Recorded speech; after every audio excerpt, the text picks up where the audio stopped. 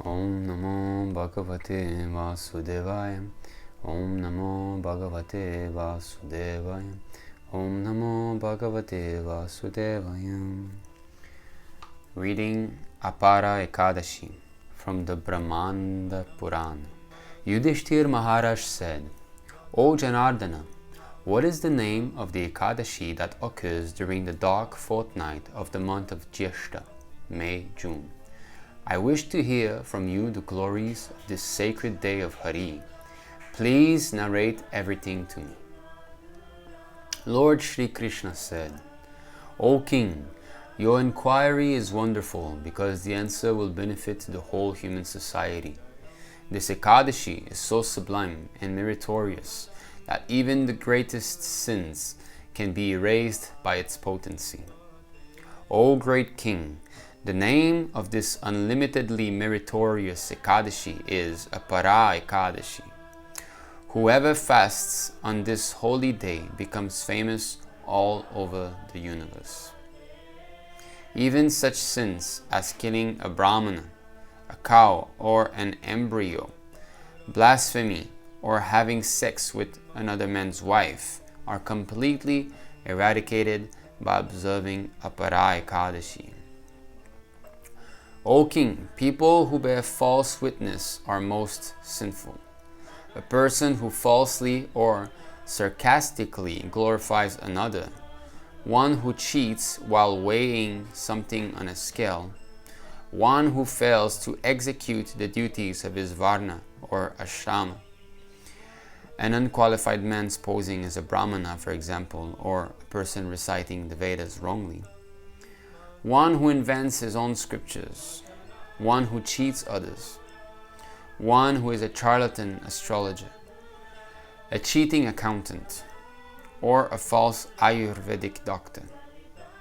All these are surely as bad as persons who bears false witness, and they are all destined for hellish punishments. But simply by observing Aparā Ekādaśī, all such sinners become completely free of their sinful reactions. So here we can see how the Lord is glorifying this most auspicious day and pointing out how it can remove such great sins. You see, in Vedic literature there are some sacrifices that are called atonement, and by such activities one can remove the sins that he commits. Because in the varṇa āśrama institution there are some sins that are necessary in order to conduct one's prescribed duties. For example, a kshatriya has to kill, he must also go hunting in the jungle, in the forest, kill animals. A brāhmaṇa sometimes has to sacrifice a cow on the altar or a horse in order to perform a sacrifice. Of course, such animals will get a new body, but still there's some tinge of sinful activities involved. So therefore, there is some process of atonement. So here Krishna is speaking a bit more in a karma kanda flavor, but at the same time we can understand how powerful this Ekādaśī is.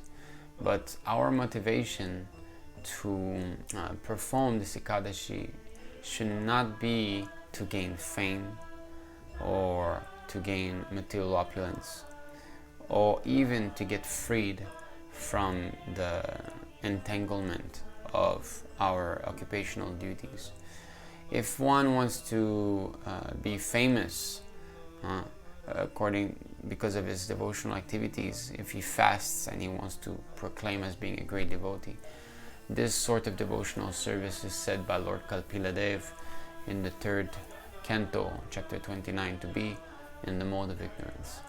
If one wants material enjoyment out of this Ekādaśī, many times when we read these Ekādaśī stories, we see that one gets the merit of giving thousands of cows in sacrifice or performing Ashvamedha Yajna in this way. All such sacrifices definitely give one a lot of pious credits and can give one a very long life in heaven, in the heavenly planet.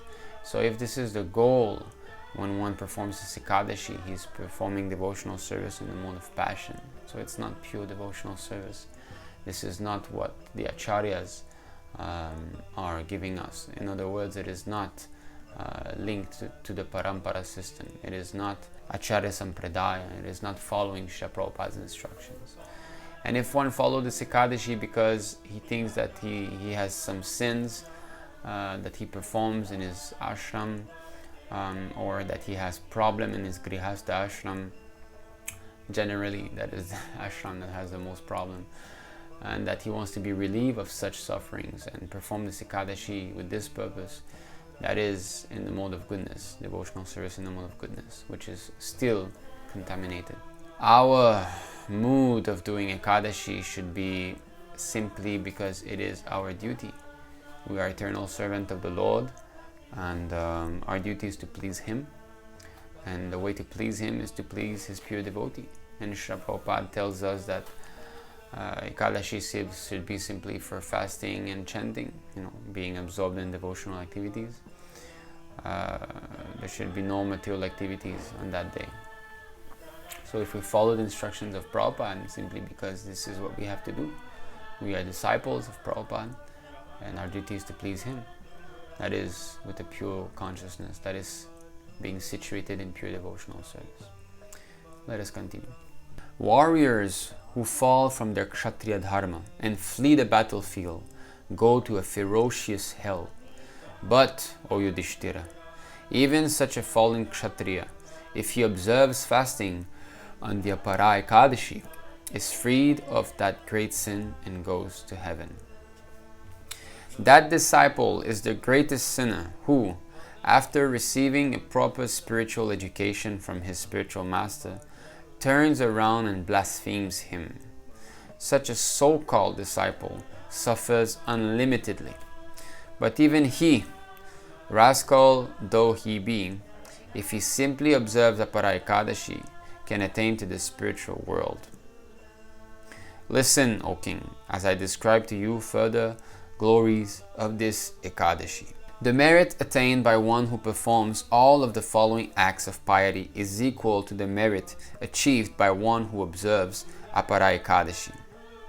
So there's a comparison of pious merit, because all piety and sins they actually have some sort of points, if you can say in this way. It can be weighted, it can be calculated.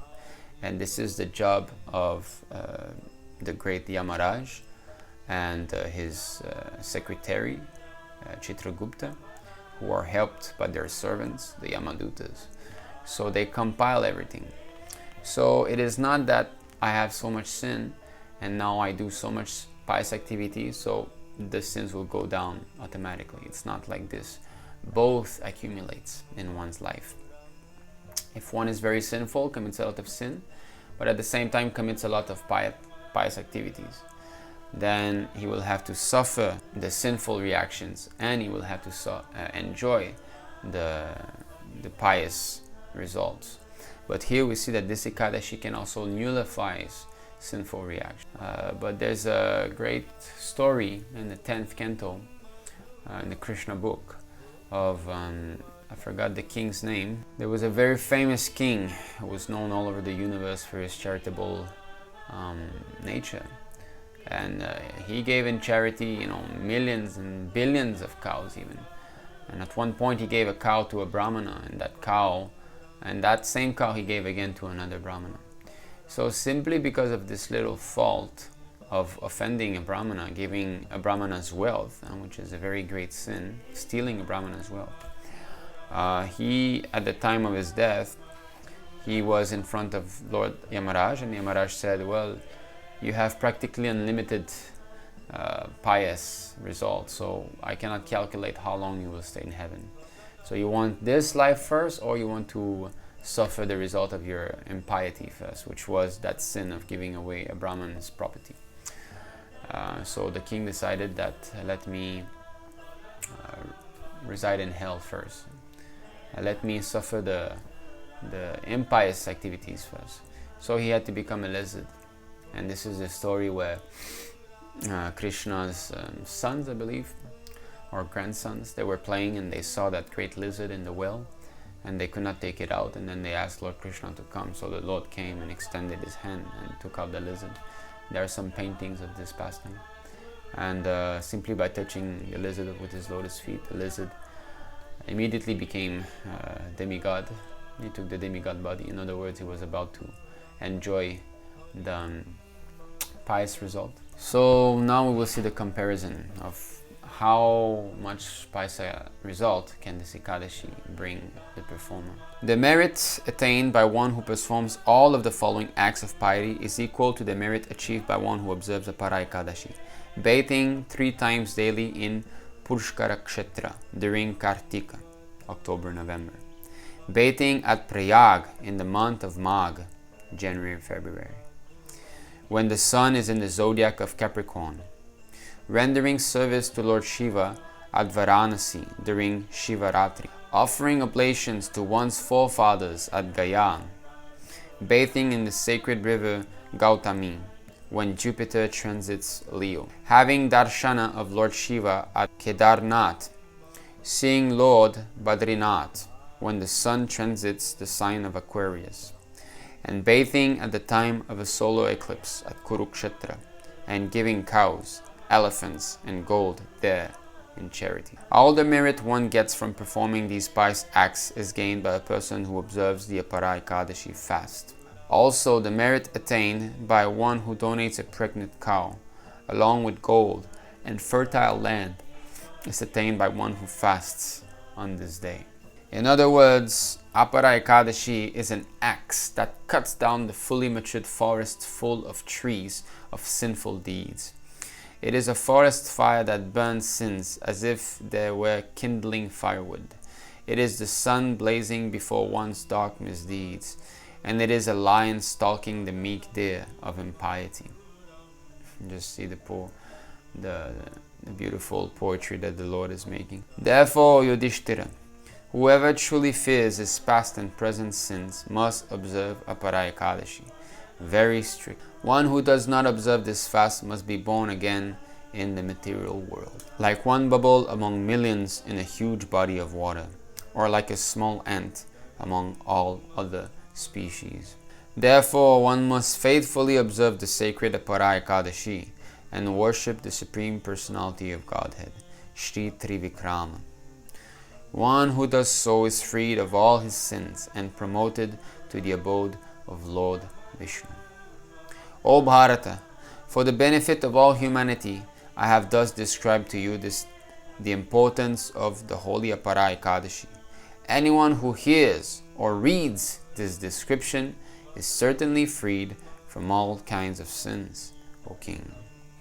Thus ends the Vrajavasi narration of the glories of Jyeṣṭha Krishna Ekādaśī or Aparā Ekādaśī from the Brahmāṇḍa Purāṇa. So there are some footnotes here. The Puṣkara Kshetra in Western India is the only place on earth where a bona fide temple of Lord Brahma is to be found. So these are some of the notes compiled by the devotee who compiled this. The Vedas declare Narha Buddhaha Sama. The human form of life is like a bubble in water. In water, many bubbles form and then suddenly burst a few seconds later. Thus, if a person does not utilize his rare human body to serve the Supreme Personality of Godhead, Śrī Kṛṣṇa, his life has no more value or permanence than a bubble in water. Therefore, as the Lord herein recommends, we should serve Him by fasting on Harivasara or Ekādaśī. In this regard, Srila A.C. Bhaktivedanta Swami Prabhupada writes in the Srimad Bhagavatam, Canto 2, Chapter 1, Text 4, purport, the great ocean of material nature is tossing with the waves of time, and the so-called living conditioned are sometimes like foaming bubbles, which appear before us as bodily self, wife, children, society, countrymen. Due to a lack of knowledge of self, we become victimized by the force of ignorance and thus spoil the valuable energy of human life in a vain search after permanent living conditions, which are impossible in this material world. So in this way, the material situation is compared to a bubble that can pop at any moment. We can see now with this virus how many bubbles are popping, meaning many lives are ending. Although we might live and think that our kinsmen, our family, our friends are eternally going to be with us. I'm always going to be in this body. This is the conception with which we are carrying out our duties, material duties. So, but it can pop at any moment. This is a fact. We should be serious in our spiritual life, and we should take inspiration from the devotees who are seriously observing this Ekādaśī day. His Grace Nagopal Prabhu is doing Nirjal fast every Ekādaśī. I know other devotees also. My father is also doing Nirjal fast, no water at all, no food for the whole day. I'm not at that level yet. I hope that one day I will be able to do so. But definitely we should eat less. Prabhupada called fruits and milk Ekādaśī food. So meaning that, very simple, there's no cooking involved and there's no sin at all involved also. Of course, when you offer everything to Krishna, all the sinful reactions are taken away, but fruits and milk, there's absolutely no killing involved. Fruit comes from a tree, milk comes from a cow, whereas grains and vegetables, there's still some. But the whole point is to simplify. No cooking, more time for chanting, more time for reading, and in this way fasting, and try to be as absorbed as possible. Also reducing sleep. It's good to not take a nap during the day on Ekādaśī. Perform as much devotional activities as possible. This is why we have started to read these Ekādaśī stories, just to try to motivate ourselves as well as other devotees to become more serious in this whole most auspicious day. It is very important to observe this day. In the Nectar of Devotion also it is mentioned that this is one of the limbs of devotional service. It must be done. So there should be no work on Ekādaśī day. So thank you very much. Hare Krishna. Jyeṣṭha.